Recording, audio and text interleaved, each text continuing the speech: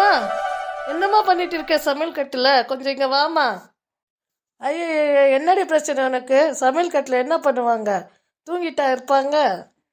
யாருக்கு தெரியும்? நீ ஃபோனில் எதையாச்சும் நோண்டிட்டு தான் இருப்ப. நீ சமைக்கிற லட்சணம் ஊருக்கே தெரியுமே. என்ன வாய்க்குழுப்பு அதிகமாயிடுச்சா? 2 கொடுத்தா தான் நீ எல்லாம் அடங்குவ. சமையல் பற்றி உனக்கு என்ன தெரியும்? வந்து சமைச்சு பாரு. எப்போ பார்த்தாலும் ஃபோனை பார்த்துக்கிட்டு டிவியை பார்த்துக்கிட்டு உட்காந்துருக்காது. டயத்துக்கு உங்களுக்கெல்லாம் ஆக்கி போடுறேன்ல, இதுக்கும் பேசுவேன்.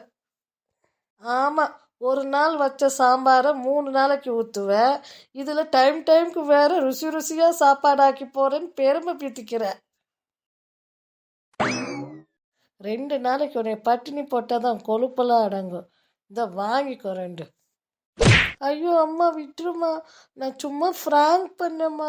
இப்படி பேசினா நீ எப்படி ரியாக்ட் பண்ணுவேன்னு சொல்லி பார்க்கலான்னு சொல்லி தம்பி தான் சொன்னான்.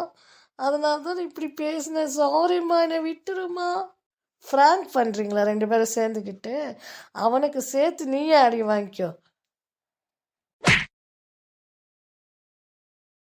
யாராவது காப்பாத்துங்களே என்னைய. அப்பா, எங்கே போயிட்டீங்க? பாட்டி, தயவு செஞ்சு வந்து உன் மருமகிட்ட இருந்து என்னை காப்பாத்து.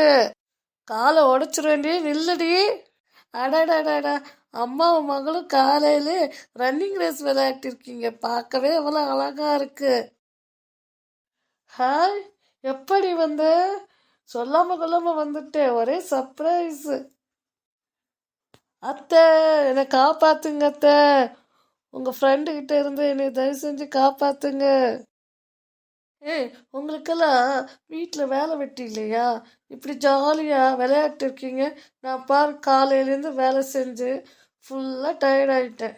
ஆ, இல்லை, நீங்கள் 2 பேரும் பேசுகிற நியாயத்தை கேட்டால் எனக்கு காதில் ரத்தம் தான் வரும். ஸ்கூலுக்கு போகலையா? ஸ்கூலெல்லாம் இருக்குத்த. இன்னைக்கு நான் தான் லீவ் போட்டேன். என் ஃப்ரெண்டு ஷர்மிளாவோட பர்த்டே. அது கிஃப்ட் வாங்கணும். அத்தை, என் கூட கொஞ்சம் ஷாப்பிங் வரீங்களா?